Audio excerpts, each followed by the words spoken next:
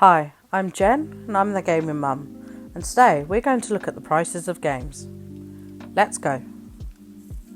Back in 2015, I wrote a blog post on my blog, which is where the Gaming Mum started, all about the prices of pre-ordering games and the different editions. I'll link it in the description below. Now, I predicted back then that I thought that game prices were going to go up. This was back when the PlayStation 4 and the Xbox One were in their infancy. So going by recent announcements back at E3, this does seem correct. Games are indeed increasing. Now, some have said it's because of game development getting more expensive, but is it really that, or is it corporate greed? Now, it's no surprise that games are much more expensive to make, both with time and resources. Higher educated game developers and coders and artists with many hours in the software they specialise in are needed, and more of them are needed in order to meet publishers' deadlines. Then, with AAA games, you have face and body captures to help those artists do their work, cinematics. It all adds up. So the excuse given of that it costs more is a reasonable argument. However, this argument falters when you look at Bobby Kotick at Activision Blizzard, for example, who took home a bonus of $111 million. Some of his staff have not been paid high enough to feed themselves and their families. Now, you can look at pretty much any big game company and publisher and find the exact same scenario. So if games are really costing more, why is the top of the pyramid earning millions for their CEO titles? It's greed. At the end of the day, these companies are just that, a company. The ultimate aim is to earn profit. So my thought is, something like Kotick is earning millions.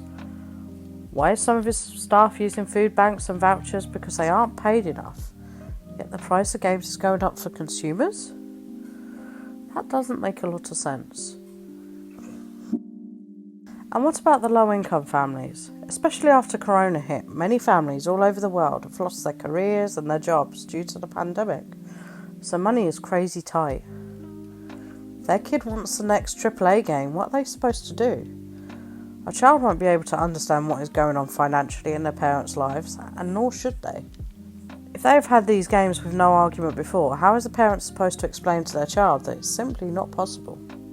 Now, prices didn't fluctuate much at the beginning of the Xbox One and PlayStation 4 life cycle.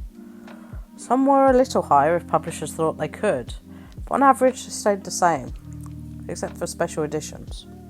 And since then, the standard for games is to add on season passes, battle passes, cosmetic shops, DLCs. All of this adds up dramatically. Bear in mind, some of these passes only last maybe 2 months at a push before they need buying again.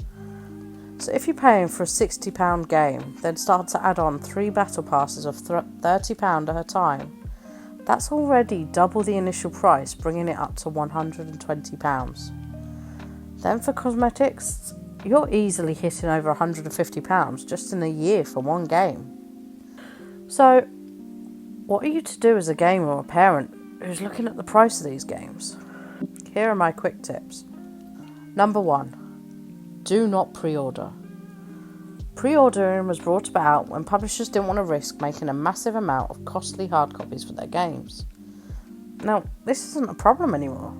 You don't need the pre-order bonus. And honestly, is it even really a bonus? And if you don't pre-order at the higher prices, and there was less pre-orders overall, it could say something to the industry. It's doubtful, but like I said, there's not much difference about pre-ordering now. Number 2. If it's an Xbox that you have, get the Game Pass. It has changed a massive amount since 2018 when it was launched. Now, it might be the best way to get games on launch day, as Xbox is pushing them to the pass. It's honestly how I play the newer titles now. More on the Xbox Game Pass in another video. Hit subscribe to be notified when that video drops. Number 3. Can you wait? Now, when Black Ops 2 came out, the game launched for about around the £50, £60 mark. Now, a few weeks later, it was on sale in places like Tesco for £40.